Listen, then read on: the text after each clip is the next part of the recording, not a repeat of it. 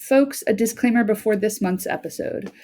We recorded our intro-outro last week prior to the shooting at Club Q in Colorado Springs. So in light of this, some of our bits in this episode about being out and about at the bar might seem a little tone deaf, and we thought it was important to acknowledge. As proud out queer people, we obviously believe LGBTQ safe spaces should be just that, safe. So we're sending lots of love to the families of the victims. If you're able to support the Club Q families and survivors, we're going to link out to those verified GoFundMe campaigns at the top of the show notes. And now, on with the show.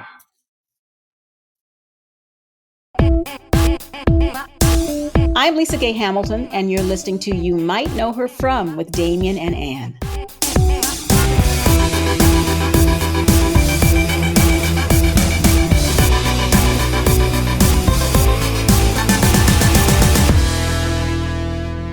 I was carrying around a knife for Halloween. It was a knife for my Chucky costume. And I saw my best friend, Anne, and I was recounting, I carried this knife around, but, nobody noticed. And she was, and I was like, and they let me bring it into the club. And she was like, was it real? And I said, no, it was a plastic knife. But I was reminded that all these years ago, my old pal over here showed up at Peace's bar as Sweeney Todd, the demon barber. On Fleet Street. Fleet Street, carrying a straight razor. And now you might say, was it real or fake? It was real. And she had wrapped it in, saran. No, I wrapped it in duct tape so it matched the silver. But it was still precarious. It was a different time. It was a different time when we weren't all worried about our lives in public spaces at every turn. Once a year, my time hop reminds me of a tweet I sent out in 2009 that says, my most irresponsible friend has a straight razor in the bar. So that is where I've been living lately, thinking about Ian, thinking that I am carrying around a machete. It looked like a real knife to me in the pictures because I didn't see you that night when you went to the party. You looked like it was a real knife that had a plastic sheath over it. And I was like, okay, great, but did they really let you in with that plastic sheath? Folks, hello, and welcome back to You Might Know Her From with Ann and Damien.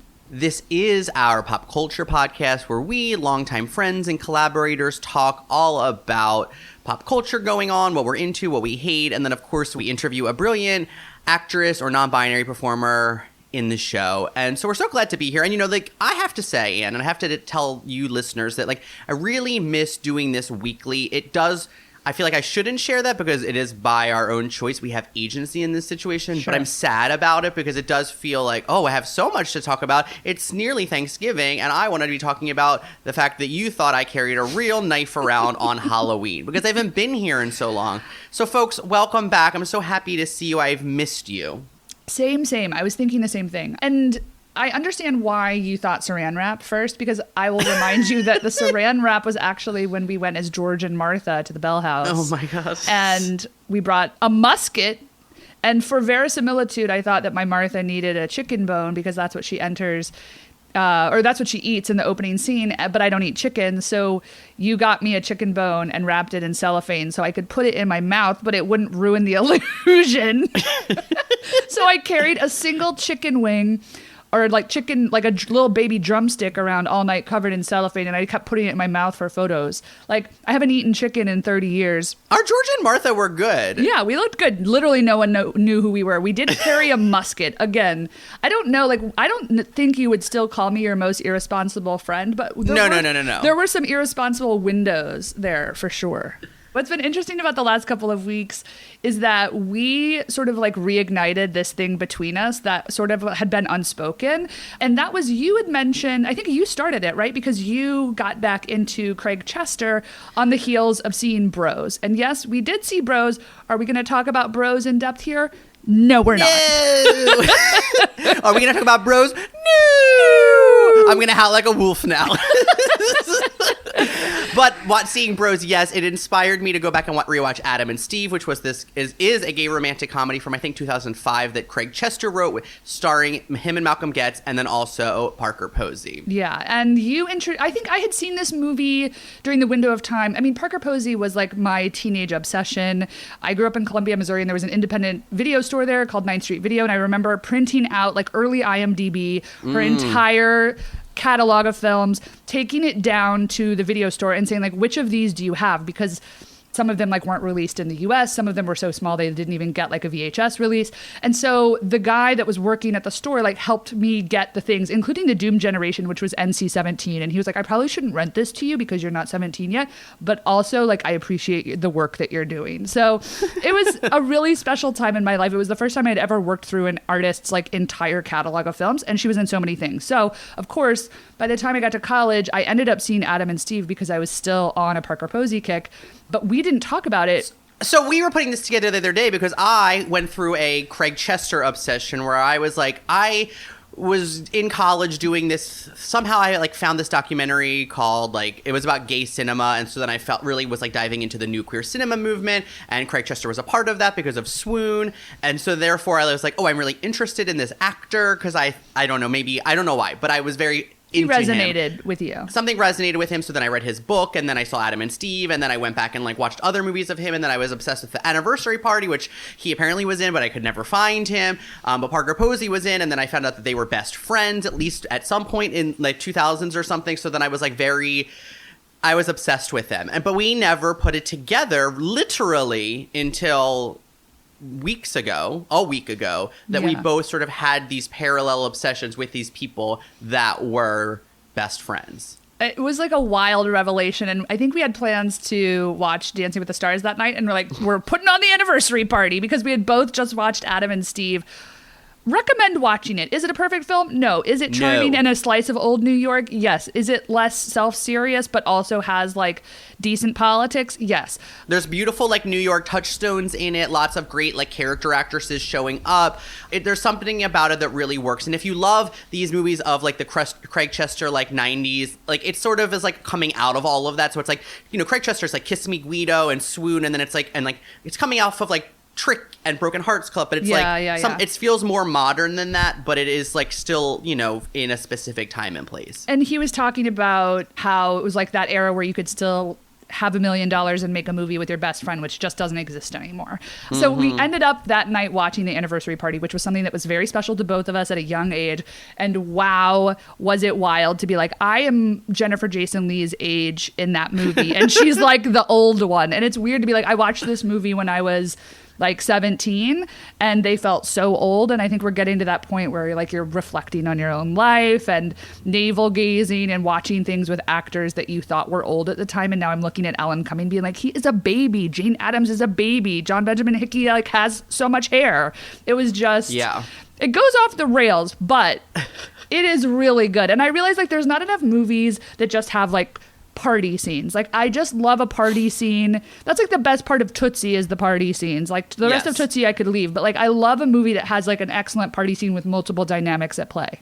It's like the 10 minutes in the beginning of the Anniversary Party and like the last 30 minutes get too serious and the first 10 minutes are like too precious, but like the whole middle where it's literally just like there's like little conversations happening and the camera is literally shaking as it like swoops around to a new conversation, and like some of it feels very improvised because you're like, is this real dialogue? And then Jennifer Beals is in it, which we were both like humana, and then I finally saw Craig Chester. He's literally an extra, and I was like, Jesus Christ. I paused it like 3 times and I couldn't find him again for Anne, but he was literally like in the background like where they're playing fucking like charades or whatever, and I was like, this movie is satisfying on so many levels. Mac McGrath appears, if you know who that is. He was a replacement MC in Cabaret, but then also is in the Broken Hearts Club, and he plays like Alan Cummings' like ex-boyfriend, because Alan Cummings is bisexual in the movie, but it's never revealed. It's like all this weird backstory. It's really satisfying. It's like Phoebe Cates and Kevin Kline are playing versions of themselves where like he's a movie star and she's a former movie star who left the business and like takes care of their kids. Their real life kids play their kids in the movie, and there's like some really interesting stuff at play. I have to be honest, like I was very taken with Phoebe Cates in this. I thought she was great. Anyway, if you haven't seen The Anniversary Party, I think we spent $3 to rent it that night. Oh no, you bought it. I think you bought it. $9.99. Yeah, you bought it, and it's worth it. Tell us if this is a movie that like intrigued you as a young person. It is a little like self-indulgent Hollywood, but if that's like, your cup of tea, then yes, exactly. If you're here with us, like 70% chance that it's your cup of tea. I feel like things, Anne and I always talk about how much we love like backstage stories, and it's why things like, and it really runs the gamut, but it's like, it's why All About Eve is like a perfect film to me, but it's also why Showgirls is a perfect film, and there's obviously a lot of space in between for a lot of different tones and shades of what that could be. But I feel like if that sort of like interests you, I feel like you'll like this. It's not about, it is a little bit about the industry, like some of them work in the industry, but it's more just like, it feels like a group of people that were all working in the 90s in indie films called favors in. So it's like Kevin Kline's there, but that's because he's married to Phoebe Cates. And she was like, I'm doing this favor for Jennifer Jason Leigh. Right, and it's like all of the people who show up, they're somehow connected from previous movies because they all called favors in. Oh, God, it really is one of my favorite genres of film. Woo! I feel alive. I feel alive. Also, I feel like I've been like on a high of like being in New York and doing things because the summer felt sort of dormant in terms of like theater stuff. Things that I've seen that I love include K-pop, Top Dog, Underdog, Kimberly Akimbo, and The Cost of Living. These are all things that should still be running by the time you hear this, because please go see some theater. Let us know what you're reading and listening to. Damien, what have you been consuming besides The Anniversary Party that you've loved? So for me, I'm in a second Kimberly Akimbo, Top Dog, Underdog, two of the best performances I think I've ever seen in my entire life on the New York stage. Just like really like, wow, he's better. Oh no, he's better. Oh no, he's better. And then I was like, they're both incredible and like in their bodies, which is just like, I was like, I haven't seen anyone doing that type of performance in a very long time. Yeah, and Susie Laurie Parks' play is like perfection, I think, it's from excellent. Beginning to end. Please go see it. Please, please, please go see it. But then just like I've also been on sort of a tear of watching things. I finally watched You've Got Mail. Actually, I think that is right. what that was like. I was like watching You've Got Mail because of Bros, and then Parker Posey was in it. So then I fell on her Wikipedia, and then I was like, I'm gonna rewatch Adam and Steve because I loved it, and so that is what sort of opened those floodgates. Yeah. But also I finally finished The Staircase on HBO Max, Oh which my Parker God. Posey's also in. I've got one episode left, and I was dying at Parker Posey with the white streaks in episode 7. I have to say, I think it's very good. At first, I was like, this is like over the top good. But I have to say, I think the direction is excellent. And it's about sort of the objectivity, subjectivity of documentary life. Yes. Oh, I just loved it. And honestly, it made me love Juliette Binoche. Yes, I agree. There's so many great performances. Toni Collette is so great in it. I don't know, Jean Grey / on Game of Thrones woman who's married to a Jonas. She's very good. I was like, oh, I'm into her now. Trini Alvarado coming out of retirement is excellent in it. So The Staircase, I do highly recommend The Staircase. I also finally finished Difficult People Season 3, which I had been holding on to like for a rainy day, and the day came after I saw Bros. I was like, I want something like this, but not that. And then I also watched the documentary on Peacock about Barney that's like about the deep, dark underbelly of Barney. Oh my God, I need to watch that. I Love You, You Hate Me, about like what happened to the creator of Barney and like the sort of like the how Barney became this huge thing in the zeitgeist, but then also people like hated Barney. Yeah. And then also like the darkness that was happening in the real world of Barney, of the people who were creating it. I don't know if it's a series. I think it seemed like it was just 2 episodes, but the first episode was like very fascinating. The second episode I thought was not as satisfying, but I just was like kind of, again, unearthed this part of me where I was like, watched Barney. Like I was too old to be watching it, but like people in like 6th grade were watching it sort of ironically, but I guess also because of the rhythms of like what it felt like to watch something like as a kid. You like, it's like we all watched Power Rangers, made fun of it, and we all watched Barney, made fun of it. And I was like, I think a little bit of it was in earnest because we weren't that smart or mature enough to know what it was to be ironic, you know? Right. And similarly, and this was years later, but I was like, why did I actually watch Teletubbies? But like I did. I watched Teletubbies. Like opens with a crying baby and a son. But yeah, I don't know what that is. Did you all watch Barney? I feel like I really did watch it. I was too old to be watching Barney, but I definitely watched it. And the documentary was fascinating because I remember watching it, but I was like too old to like own toys and things. But then I also remember people hating Barney and being like, hate that song, and fascinating. I also watched Lamb Chop. God, I love Lamb Chop. I mean, that's vaudeville, babe. Sherry Lewis's vaudeville. I remember reading a book that I read this book called Intimate Nights. I think that she is mentioned in because she was sort of a nightclub act. And I was like, God, they really used to just have puppets at nightclubs. I love Madam. You know what I mean? I just love that people would be like, yes, I've got this puppet act. Do you know we read and share this with each other or hear that Sherry Lewis was mean? Yes, that's what I was getting at. I think in this book, it's she was a mean person. I don't know if anybody can vouch for that. This is alleged. This is alleged based on my alleged memory that Sherry Lewis is mean. I can't guarantee it. Lamb chop or hush puppy don't come for us. The estate. Folks, man, this is the energy that I've been missing. This is good. Yeah, me too. Me too. Nice. This is what happens when we're all pent up, which is to say, this is the kind of energy I am missing. I miss being here with you folks. Folks, while we have you, will you please, right now, before the interview starts, will you take out your phone that you're listening to this on, presumably, and leave us a review? Because we are doing this monthly, it's even more important that we get new reviews to keep us, bouncing up on the algorithm to make sure that we're popping up in people's feeds who have similar interests, who are listening to a Sherry Lewis podcast or some such, So please give us that 5-star review on the Apple Podcast app or Spotify, wherever you listen to podcasts. Leave us a review there, please, and then share this with a beloved friend who you think may be into what we are putting down. Yeah, presumably you will be seeing people that you know and hopefully like over this holiday week, this holiday season. Put it in your family's phones. If they don't know how it works, that's even better. Just subscribe. They won't ever know that it happened. Leave a review on their phone. Family, foe, friend, fuck buddy, whoever it is. This is the time where you get to spread the gospel of You Might Know Her From, and we would be so appreciative. It would be the best gift that you could give us this season. That's a great point. I think last holiday season, Kathy, friend of the pod, gave us about 6 reviews, and it was I'm Kathy's niece, thanks. I was I'm Kathy's sister. It was oh, cool. Kathy's family was really transparent about the fact that she was making them do this, and I said, thank you, Kathy. Meal Love on it. me. Thank you so much, Kathy. You're the best. Y'all, we are so excited for this week's episode. I'm going to say this. This is how I'm going to preface it, and then I'll volley to you, and you'll tell me what you think. Okay. I think when you start listening to this interview, you are going to think that it's one thing, and you're going to be like, this is really smart and engaged, and this subject has great politics and is so smart and so talented.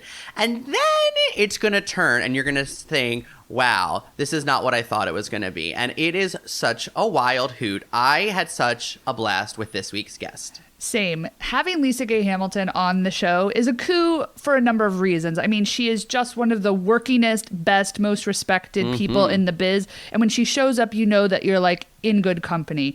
I wholeheartedly agree. It was such a pleasure to dive back into her whole career.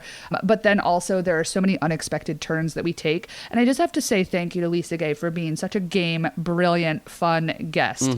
We hope you enjoy the episode. You might know her from The Practice, Beloved, Winning Time, The Lincoln Lawyer, The Dropout, Vice, 9 Lives, House of Cards, Jackie Brown, and her Peabody-winning documentary, Beah, A Black Woman Speaks. All right, we are very excited to be here today with actor, director, and Peabody winner, LisaGay Hamilton. LisaGay, thank you for being on the show. Oh, thank you for having me. We here at You Might Know Her From are big sticklers for getting people's names correct. And we were pleased to learn that your first name, LisaGay, is actually one word. Yes. Can you tell us, what is the origin of that? And, does it have anything to do with the SAG union? Because sometimes you're credited as Lisa Gay, 2 words. So we just really needed to get to the bottom of it. To be honest, my first name is Lisa. Okay. My middle name is Gay. My last name is Hamilton. My mother wanted to call me Mona Lisa. My grandmother said, hell no. And then my sister's childhood girlfriend's sister, her name was Gay, and she thought that she was just the coolest person ever. So that's where Gay came from. And then I had a friend in college my first year, and he would always say his whole name anytime he said himself. And I just thought that was so cool. So I decided on my own to stick Lisa and Gay together to force everyone to call me LisaGay. And there's the origin. I love it. I love it. So you're encouraging me to put my middle name in my first name. Exactly. I appreciate that. Okay. Okay, so LisaGay, you're currently starring in 2 high-profile miniseries, The Dropout on Hulu and Winning Time on HBO Max. But we wanted to dive back into something that's very important to both of us, and that is one of your early roles as young Setha in Jonathan Demme's 1998 adaptation of the Toni Morrison masterpiece, Beloved. Mm-hmm. So this is a beautiful film adaptation of this beautiful book, but you're faced with playing these incredibly difficult physical and emotional scenes. Can you tell us what your relationship was to the book and how you prepared to take on this very complex, beautiful role? And also, like, was Toni Morrison part of your experience? Let's see, many questions. My relationship to the book is that I had read it prior to the movie ever happening. Once I knew the movie was happening, of course, I read it again. And it's a very difficult book, in both emotionally and just literally a difficult book, as Toni is an author who makes you think, who makes you pull out that dictionary and makes you read that sentence more than once to really understand what she's saying and trying to get through to you. When I got the role, I'm not sure I fully took in the physical aspect of the character, of just how much I would be doing. And so it was scene by scene that allowed me to venture into the depth and the physicality of what the character had to endure. One of my favorite stories is, in one day of shooting, I was raped and beaten on the same day. And it was very traumatic. I had 4 men holding my hands, and they're trying, and they had made this prosthetic breast that you had 2 other men holding these little wires that would squirt milk out of my breast. Oh my God. So it was terrible. And then late at night, they decided to, beat me, and it was crazy. And when I got to my dressing room, I opened the door and I closed it because I thought it was the wrong room. And I opened it back up, and my room was flooded with flowers. And Jonathan had given me all of these beautiful, beautiful flowers because he knew what kind of a day I had had. That's one of my favorite projects. It's one of my favorite roles. I'm so proud to have been able to work with Jonathan. All of my work was separate from Tandy and Kimberly and Oprah, so I didn't really get to bond and spend time with them. And the one day that Toni was with the ladies, I was doing a play with Athol Fugard and didn't want to leave the show for a day to go do the get together. So I missed out getting to know her. I had met her on more than one occasion, but I can't say that I knew her well. Well, I mean, there's also the great gift of the fact that you worked, the great actor, poet, and activist Beah Richards played your mother-in-law in the film. And, maybe as the impetus, you ended up creating a documentary about her during her last year of life called Beah, A Black Woman Speaks. It's this beautiful tribute to an incredible woman. So can you tell us, what did the friendship that you developed mean to you? And how do you carry the legacy of this incredible woman with you, particularly in your acting work? As a Black actress of my generation, I grew up on Beah. And she was, as the documentary says, and as she says, she was always the old woman. You never knew her age. And I met her on the set of Beloved, and she and I worked together in the film as characters, and her hotel room was right next to mine. And she invited me to come into her hotel room, and we spoke, and it's hard to describe it. She vibrated, or made me vibrate. And just a no bullshitter, deep and spiritual, and an artist, a director, a poet. And so I just got a tiny bit of breath as to who she was. I remember we were doing the table read for the first day before we began shooting, and we read the script. And then every once in a while, as we were reading, you would hear Beah moan. And no one really, you would sort of look and see what's going on with her, but you weren't really, and she was weeping. And then afterwards, Jonathan said, "Beah, would you like to speak?" And she said in a whisper, she said, "They're here. They're here. The ancestors are here." And it was just so deep and true, and we all felt it. And I then learned sometime later that Beah lived down the street from me, and I had never known that. And someone said, well, Beah is rather sickly. She suffers from emphysema, doesn't get out much. You should go visit her. And that's really, really where the relationship blossomed. And I had never done a documentary before in my life. I didn't know how to do one. It hadn't occurred to me, and it was Jonathan who really did water the plant and plant the seed to do this. And without him, it never would have happened. And I learned from Jonathan that when doing a documentary, your expectation automatically changes. You think it's going to be this one thing, and it's going to inevitably evolve into something else, and you have to sort of do that. So what was supposed to be just sitting with her for an hour to have her talk and have a conversation ended up being 70 hours of conversation with her, and then another 20 with all of these people who were in her life. And the last word that she says in the film is almost the last thing she said to me, which was, the last word has not been spoken, meaning there's a sense of responsibility and duty to carry on telling the truth. I think the legacy I carry is just that, to always want to tell the truth in my work, to always want to be, as she gives the definition of the word being, which is mortal existence in a complete and perfect state, lacking no essential characteristic, God, beauty, love. I had the pleasure of being at a Cornel West talk at UCLA just last week, and Cornel was talking about music and vocation versus avocation versus what is it to be a musician in today's society, and for it not just to be a job. And he spoke about truth and how, you will have musicians who create music that, is just fine, but perhaps not something that's moving or moves us forward as a society, or as deep or as thought-provoking. And the talk was really about truth. What is it to tell the truth in the very society that we live in today? Mm. And so before Beah, during Beah, and after being, that really is and who I am as a human being, especially as an actor. Any given role that I want to portray, it's because there's something essential in that character that I'm interested in delving into and sharing with the audience. She changed my life forever.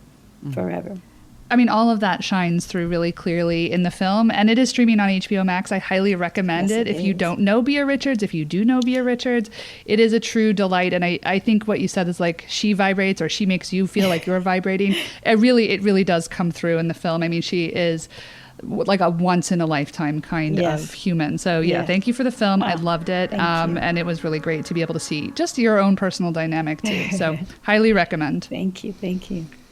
So you've worked with a lot of high-profile directors, and just like a little laundry list for our listeners: Adam McKay with Vice, Clint Eastwood on True Crime, Quentin Tarantino with Jackie Brown, Rodrigo Garcia in several films, including 9 Lives, Terry Gilliam with 12 Monkeys, and of course Jonathan Demme in the aforementioned Beloved.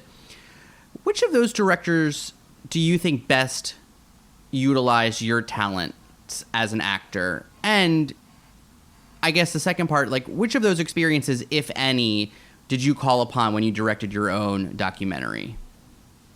I really think Beah directed the documentary. I always tell this story where it was the first day of shooting. It was the day before the first day of shooting. I said, okay, Beah, we're going to be here at 3, and it'll be myself and the producer and the cameraman. And she said, are any of those people white? And I said, well, yeah. Yeah, they are. She said, well, no, we're not doing the documentary. And I was like, Beah, wait a minute. This is just who I have. I didn't choose and pick color. And she says, no. She says, you do it. I was in a panic. And so I had to get how to put the lavalier on, and how to put the light and the little, camcorder and everything. And Beah directed the film. She decided who was in the room. She decided when people could be in the room. It was okay to have the white producer. She wanted a black cameraman. She didn't want me to speak to this person. She would only speak to me. So she really was teaching me about how to make a film about her. So damn with everyone else. That's incredible. And I swear, even to after she passed away, and the people who we got to do the music or the people who we got to edit, I really believe that she had her hand in them as I asked for favors and they said yes. And who would have thought that Bernice Johnson Regan would say yes? Just, it's incredible. Incredible. So there's an answer. I can't say this director, and this director. What I can say is that any director whom respects me, who allows me the freedom to create, who is interested in actually collaborating with me and respects my voice as a human being, as a political human being, as a woman, as a black woman, as an actor, anyone who comes at me that way, you have me for life. You got me. And so any director, and that's their job, is to create this safe, collaborative, warm space, whether you have 2 lines or you're in 5 scenes, to allow you to create. I'm not the biggest Quentin Tarantino film fan, but I tell you, it was wonderful to play with him. He would say, okay, let's try it this way. Okay, let's try it this way. And I get off on that. That I love. Or working with Jonathan on a couple of films and a pilot, and him just saying, okay, go do your thing. Or Rodrigo Garcia, whom I didn't know from anyone on the planet. I'd never heard of him before, didn't know who his father was and all that good stuff. And he said, hey, I love your work, and I have this 11-page monologue I would like for you to learn. Would you like to try? Yeah, I'll try. Of course, let's do it. So anyone, whether it's in art or in life, that treats me with respect, that's the best. Yeah. Okay. LisaGay, you appeared on 7 seasons of David E. Kelley's legal drama, The Practice, as, in my humble opinion, the character with the most satisfying arc, Rebecca Washington. And for those of you that are not familiar, Rebecca goes from being the firm's receptionist to ultimately becoming an attorney. So in those early years, did you have any inkling that Rebecca would end up actually being a partner in The Practice? No, actually, every year, LisaGay Hamilton thought she was going to be fired from The Practice every year because LisaGay Hamilton, the actress, wasn't really being utilized. And so I kept thinking, what am I really doing here? And why was I really hired? And I think on The Practice, I learned about, now hang in there with me. I learned about racism. I learned about sexism. I learned about ageism. I learned about white supremacy. I learned about love as well. And I genuinely mean all of those things. And I keep going back to this thing about truth. My big story about The Practice was that when I went for the test, they call it, or the last callback, whatever, I was there. And at that time, I had very long straightened hair, chemically straightened hair. And it was for the receptionist of a law firm. And I had on my suit and my blazer, and I'm auditioning. And the other 2 women in the waiting room, had their boobs up, the shortest skirt you had ever seen, with the hair and the weave. And I thought, well, shit, I'm not going to get this role. There's just no way. And then I got the role. Okay, great. And then I get to the costume design, and it's torn jeans, and they wanted me to wear this plastic cornrow wig and sneakers. And I kept saying, but there's no black woman in the entire country who could walk into a law firm, even if it's the shittiest law firm in the country, who could walk in like that. So I had to if I wanted to keep my job, adjust to this white man's interpretation of reality. Okay, so I accepted that. We got rid of the plastic wig, thank God, and I curled my own hair and whatever. And so the journey on the show was an interesting one because in many ways it's one of the most exciting things that ever happened to me. It's also, to some degree, the saddest thing that ever happened to me, in that for 7 years I played this character whom, yes, it was pretty exciting on the episode where she became a lawyer. No, I didn't have an inkling that was going to happen until it actually happened. I had gone to David on a number of occasions to say, what am I doing on this show? And he point blank said to me, well, you'll never make an Emmy on this show. That won't happen. Which is a very clear statement, which is, this is where you are, this is who your character is going to be, and there's not going to be any movement.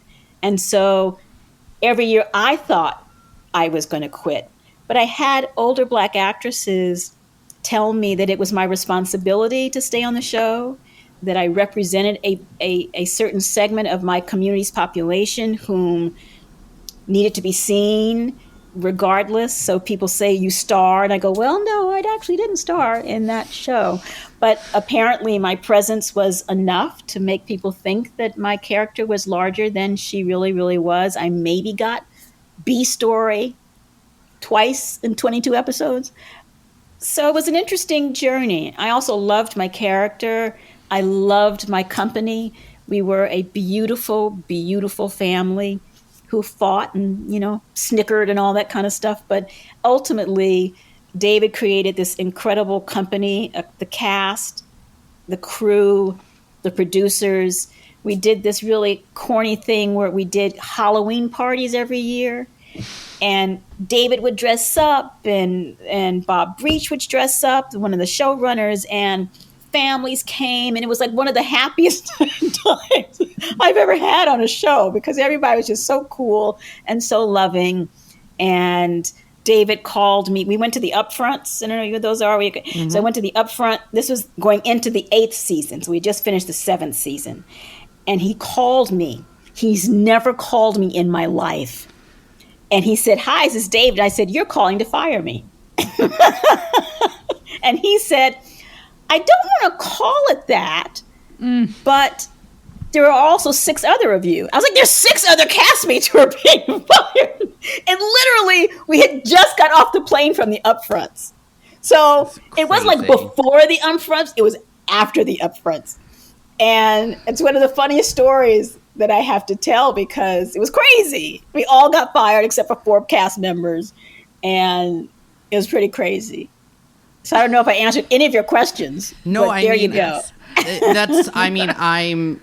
I'm sorry that it was at times complicated. I am glad that there was like a family, a sense of community. I mean, I think that your presence is sort of emblazoned in my memory, and I always thought it was so fascinating that she sort of went from being this ancillary character that was like the receptionist and like this younger energy, and then we got to sort of see you go to law school and become like the attorney and then a partner, and that was controversial because of... No, never became a partner. No, you did. You did, because you said I'm the partner.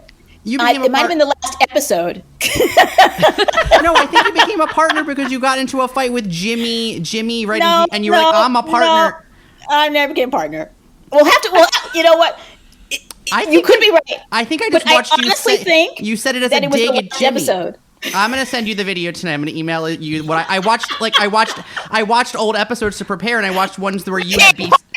Get out of here! I swear, you say it to Jimmy, and it's like such a dig where he's like, "You're like the ethics of this place. Like you made Eugene make this decision and take a bribe," and then Jimmy's like opens the door and is like, "See your way out," and you're like, "Actually, no, because I'm a partner and you're not Jimmy," and then it's like silence. Don't you love your partner? Don't you love him? He comes with He's very good. He's very good. Facts. He's proven me wrong. Well, my experience was so dramatic that I don't remember that fucking shit, okay? But you've also said how, like, you know, you wore your character wore her hair natural, which also, like, women would come to you and talk to you about that. And this was before really YouTube big deal. and beauty That was a really influencers, big like deal. before Black women were wearing their natural hair, like in the zeitgeist in like mainstream media. Like, I don't know, it left a huge imprint. I'm so glad that it did. And I realized that it did. And I'm so appreciative that it did. And I have people, listen, this show is 20 years old now. It's 20 years old. And I have people coming up to me saying, I loved you on The Practice. And you can't beat that. That's pretty cool. That's pretty cool. It is. Okay, LisaGay, your theater resume is impressive. You have like these countless off-Broadway roles and Broadway credits that include The Piano Lesson, Gem of the Ocean. You actually replaced LaTanya Richardson Jackson in To Kill a Mockingbird on Broadway in November of 2019. How stressful was that stretch where you were performing on Broadway basically as COVID was becoming like a bigger and bigger threat in New York City?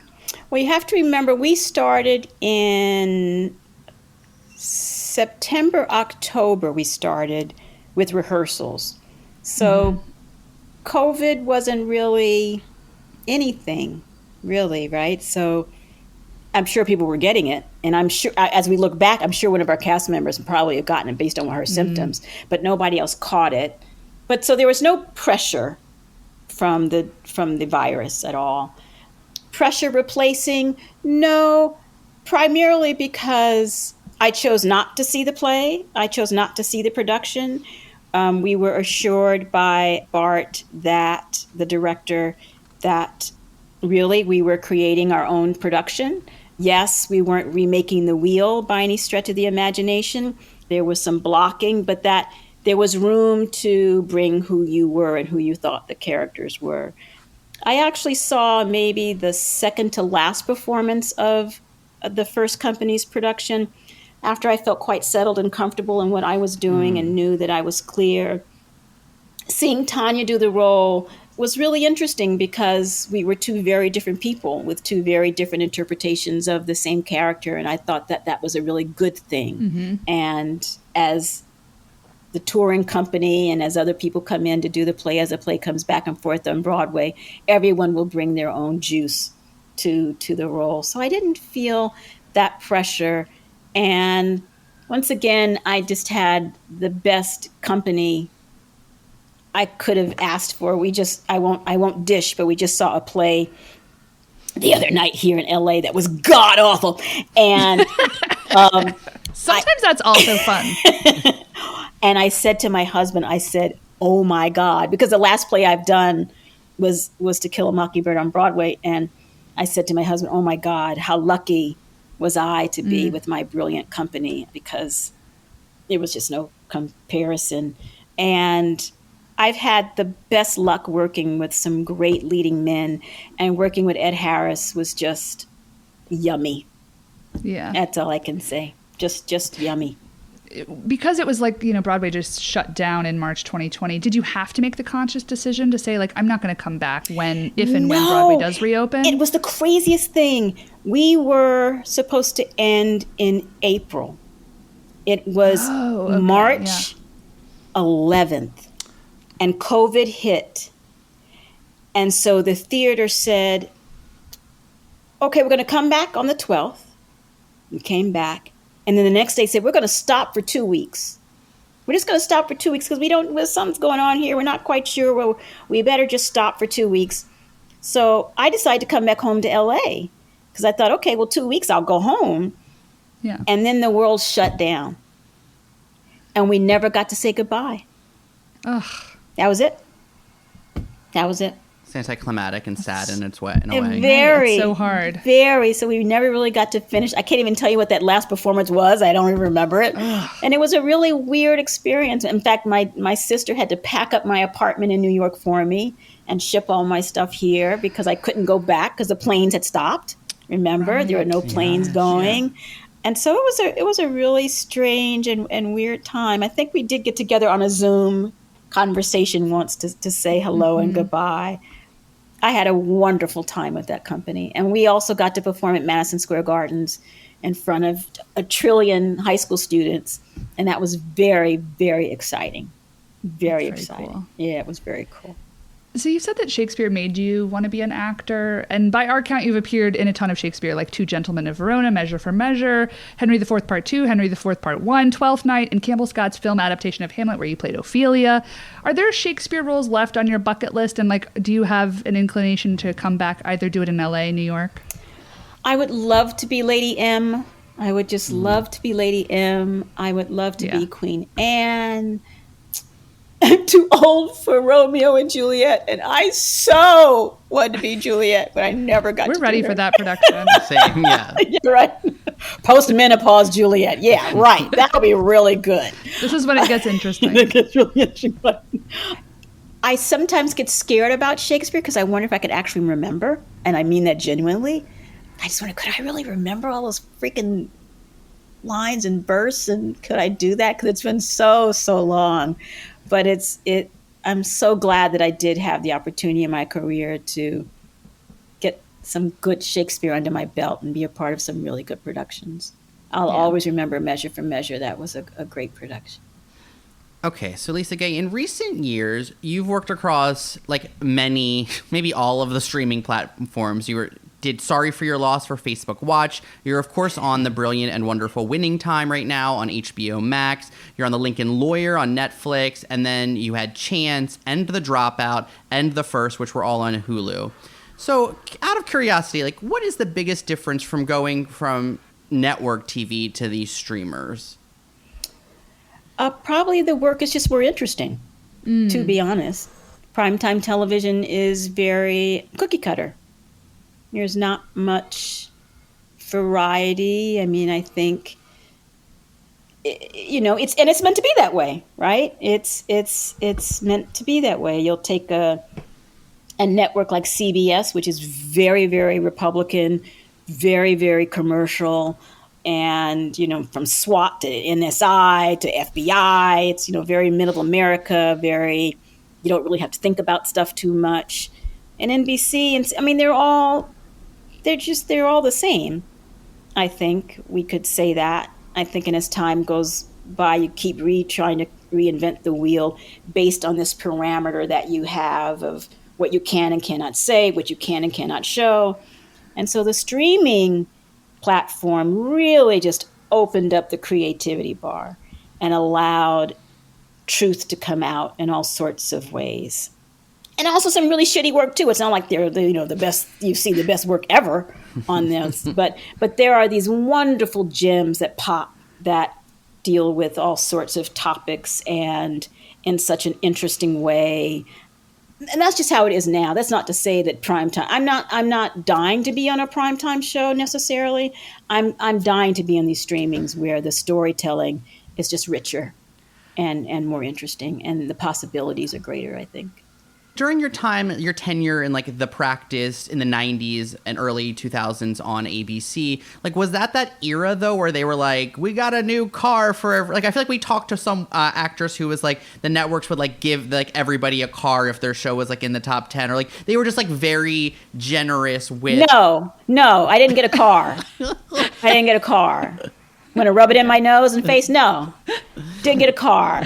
Barely got a raise. Okay. I always just like wonder if the networks like are still like that, or if they're like, now that like they're I wouldn't know. Okay. Yeah. I wouldn't know. I have no idea. They could be. I don't know who got a Porsche this year, but I'm sure someone did. I don't think they do that anymore. They don't have anything. Well, I'll tell you though, in all seriousness, that was the best money I ever made in my life. And I've never made on The Practice. Oh, okay. Because we used to have quotes. We used to have, if you made $2 on a show, you couldn't get paid below that. So that's how you built your career, and your money was based on what you got paid beforehand. And hopefully you were getting better and better and better as you went on and on. I have never made that amount of money since then. That's wild. It's gone. And most actors will tell you that what we're doing is we are piecemealing a career. Totally. Right. We're and we're the fortunate ones, mind you, to piecemeal. Yeah. Because there are other people who were maybe once, right? And so I've had years where I've only done 2 episodes of something. It's that awful up and down that we go through as artists. So Yeah. Okay, LisaGay, we've reached the part of the show that we like to call the rapid fire. It's rapid for us. You can be rapid if you want to. You can take your time if you need to, whatever you want to do. It's just so we can get in everything that we need to before we go. Okay. LisaGay Hamilton, you appear in one episode of our quote-unquote favorite show of all time, The L Word, as an artist in New York that maybe sort of tempts Bet to step out on Tina. We need to know, because you had worked with Jennifer Beals on the TV movie A House Divided, are you guys friends? Did you do that as a favor for Miss Beals? And also, LisaGay, how gay was the set of the OG L Word? I only worked with Jennifer Beals on the L Word, and apparently our chemistry was so bad that they cut out a lot of my role.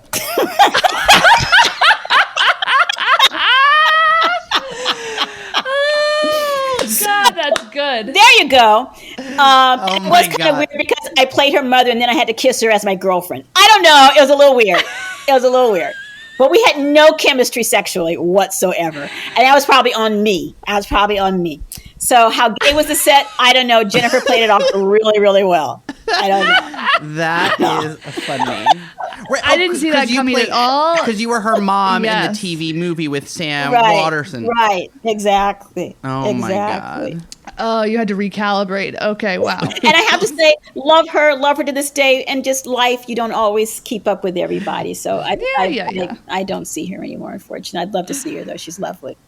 Okay. You starred in the 1994 TV pilot Cherry Street, South of Maine, opposite Salma Hayek, that unfortunately didn't go to series. It was written by Tom Arnold and Roseanne Barr.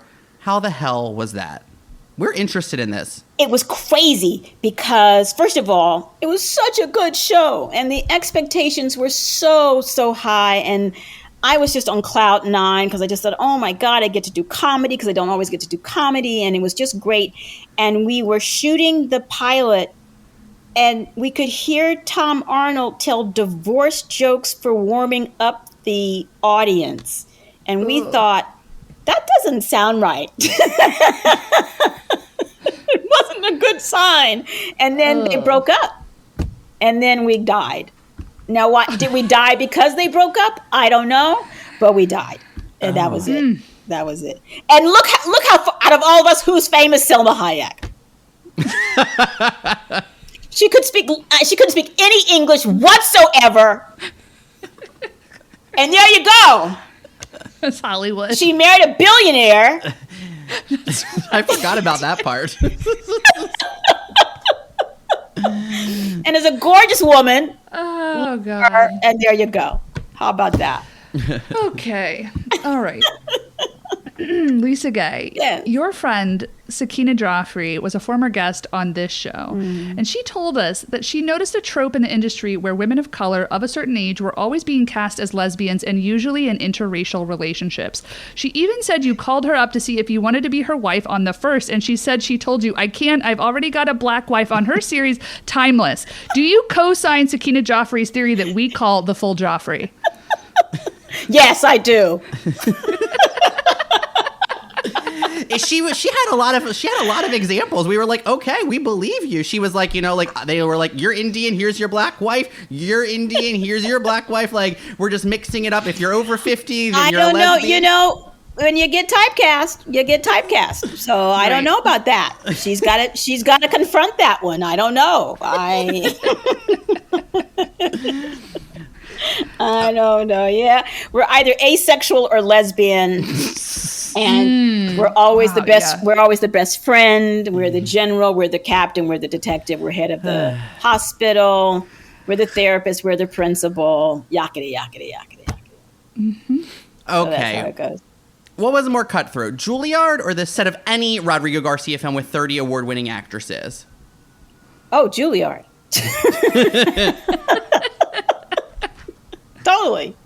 Totally cutthroat. Do you ever see any of those other actors when you're on one of his sets, though? Like, because there's so many women, but everyone's sort of like in their own bubble.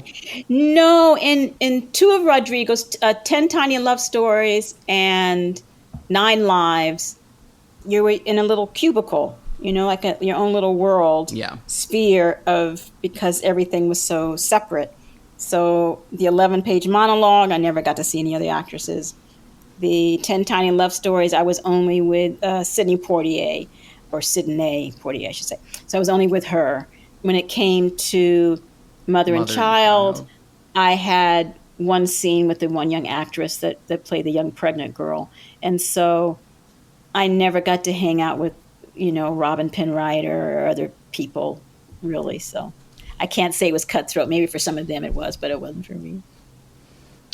You play Miranda's neighbor, Kendall, in an episode of Sex and the City where you call her out for being a nasty neighbor. Ultimately, you offer her a bouncy chair for Brady, who won't stop crying. So, did your experience on the Sex and the City set encourage or discourage you from watching the reboot and Just Like That? Oh, Cynthia's going to kill me. She's my dearest friend. I never really watched Sex and the City the first time. I just wasn't interested in all these white women. It just didn't occur to me that I was interested. And I don't like the reboot. Oh, she's going to kill me. I love the honesty. Because I just don't care. I mean, I just still don't care. Well, you were one of the few Black women that was ever on the show, the original series. Well, the really lovely thing we have to say about that is I was pregnant at the time. And so it's really very cool. And Cynthia and our kids are just about the same age and everything. So it was a treat to get to work with her. We had done a play in like 1991 called Serving Bernice Forever. And that's how we met, actually, and been friends ever since. And I'm happy for her and happy for the women who do the show. Clearly, somebody loves it because, I'm not on that boat, but I love them. And I mean, I love you for that. I love them. I do love them. Okay. Go with us on this. Okay. In Halloween H2O, LL Cool J plays a security guard come aspiring writer who writes fiction where he describes women's breasts as melons. You play the role of his wife, Shirley, who is on the other end of a phone call letting him know that this type of writing isn't it. At the end of the film, once LL survives Michael Myers' bloodbath, he tells Shirley he's going to pivot and write romance, and you're allegedly on board. So, LisaGay Hamilton, did you create a backstory for this on-the-phone role? And if so, did it include you wishing LL had been killed so you didn't have to support his romance novelist ambitions? Since you got all of that information, you might remember who directed it, because I certainly don't remember. And he directed an episode of, and probably more than one episode of The Practice. And he said, hey, do you want to be on Halloween H2O? And I'm like, is there a check involved? He said, yes. I was like, great. Did I think I was going to be on screen? Yes, I thought I was going to be on screen. But no, I was sitting in a car with a microphone as if I'm talking to LL Cool J, and that was it. That's all I did. Do you get a residual check for that? I still do. I could pull it out right now for like $1. Okay. Actually, it's like a penny. They send penny checks to me. It's crazy. That's how I make my living. So no, I didn't get a Porsche from that either. This industry. Okay, LisaGay, you've worked with tons of icons throughout the years. Shortlist, Pam Grier and Jackie Brown, Danny Glover and Honey Dripper, Brad Pitt, sure, we're giving it to him in Ad Astra and 12 Monkeys, and Cicely Tyson in House of Cards. Who of that shortlist arrived the most prepared? Who was it else? Brad Pitt and who else? Pam Grier, Danny Glover, Brad Pitt, Cicely Tyson. It's a tie between Brad Pitt and Pam Grier. Swerve. That was not the two I thought were going to come through on that list. Can you expound on that? That is not to diss. Yeah, either Danny or Miss Tyson at all. Remember, Cicely was probably 90 when she did House of Cards. Yeah. I don't know how I'm going to be at 90, but it's hard. Yeah. And it's hard. So I'll just say that much.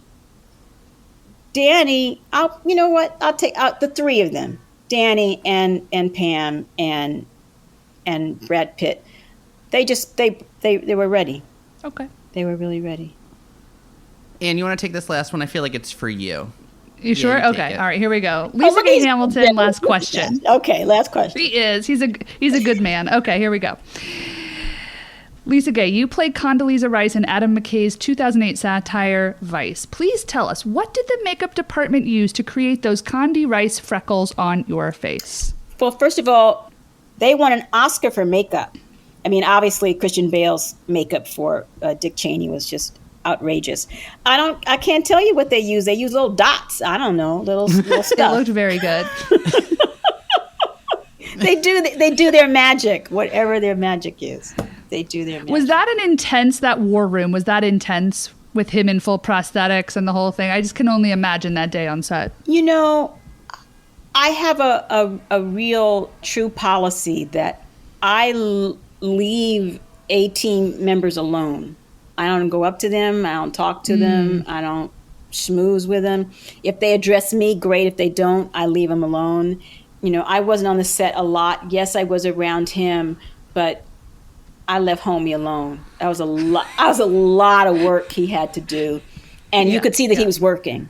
He wasn't bullshitting on the side of the set, you know, cracking jokes and smoking a cigar. He was deep in it. And so intensity, I would say focus. I said everyone's really, you know, understanding the brevity of all of that. And also money is time and time is money, and you're not bullshitting around, and you know, you're doing your work, you know. Yeah. LisaGay Hamilton, thank you so much for joining us on the show today. This has been a real delight, like from beginning to end. Thank you so much. Thanks so much. I appreciate it.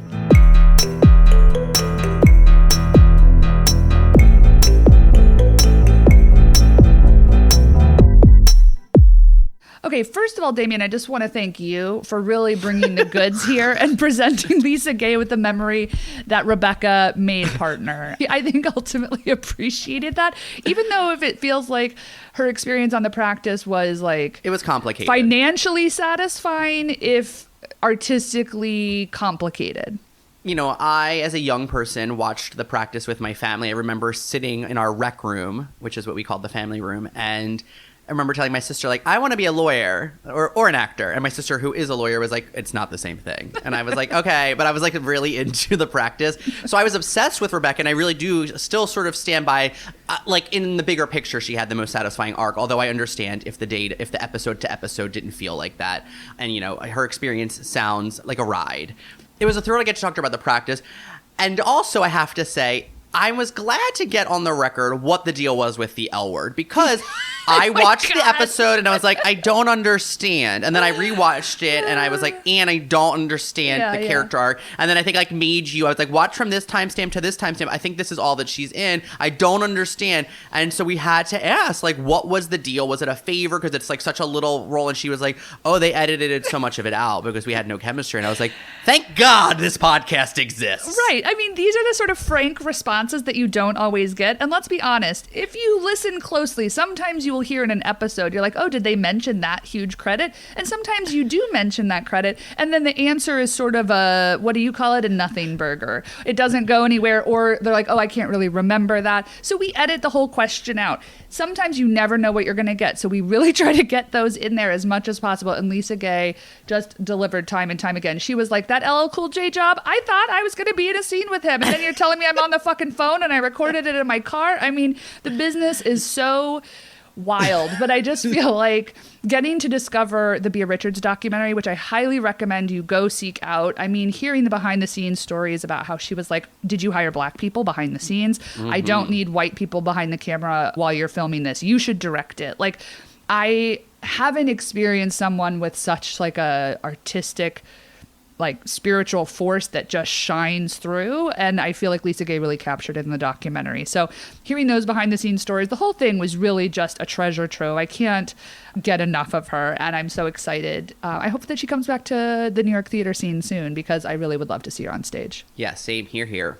Folks, if you like talking about things like Jane Addams as Parker Posey and Parker Posey as Jane Addams, find us on social media. This is the sort of stuff we discuss online. We are on all mediums at Damien Bellino, DAMIA, and BELLINO, and Rodeman, RODEMANNE. Yes, Twitter is the fire that just keeps burning. We're still there for the time being. We'll see. I have a desire to return to Tumblr. So if any of you want to meet back on Tumblr, I think that might be where we are in the near future. You Might Know Her From is produced by us. That's Damien Bellino and Ann Rodeman. We want to thank our consultants at Grumpy Entertainment. That is the beautiful Jason Jude Hill and the beautiful Daniel Sears. We also want to thank Daniel for all of that silky smooth, peanut butter smooth. RuPaul has a song called Peanut Butter Silky Smooth editing. And special thanks to Gang because they produce each and every song that you hear on all the episodes of You Might Know Her From. You can download and stream Gang wherever you find your music.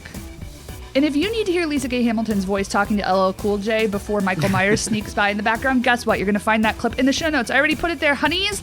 I spend a lot of time cataloging each and everything that we discuss on this very podcast. Do you need a link to go buy Top Dog Underdog tickets? Guess what? They're in the show notes. Please spend some time there. They are my passion project. So, I posted about Adam and Steve on Instagram stories, and then Derek Smith, friend of the show, slid into my DMs and said, did you know that Rhonda, the Parker Posey role, was apparently originally like written for or inspired by Jackie Hoffman? And I was like, I have never heard this. So then that's like also was like I spent my week like researching. I could not substantiate that, and he did not know for sure if that was true. But then I listened to an interview with Craig Chester and Ileana Douglas, where she said that she was doing all of the readings as Rhonda, but then in the end, Parker Posey replaced her, and she was like, story of my life. And so I'm like, Parker Posey is Ileana Douglas, is Jane Addams, is, you know, like maybe it is just a circle of the 90s, like brunettes in the indie scene. Who frankly all need to be getting more work. Thank you for sending me that interview. I forgot to tell you that I did listen to it yesterday while I was washing dishes, and I was just like in love with Ileana Douglas, who has like a deep knowledge and does like love for old Hollywood, was talking about all the parties at Carrie Fisher's house and how there was never any better party where it would be like Jack Nicholson and Barbara Streisand are like eating a lemon square next to you. And I was like, oh God. And she was like Jason Lee. She met Jason Lee at a party, and then she saw him in the airport, and she was like, we met at one of Carrie's parties. And he was like, I've never met you. I don't know you. And she was like, no, we met. And he was like, I don't know you. And she was like, fuck you. I will insult you on every episode of my podcast now from here on out. This is the thing. She takes the power that she has and she utilizes it for good to take down a Scientologist by the name of Jason Lee.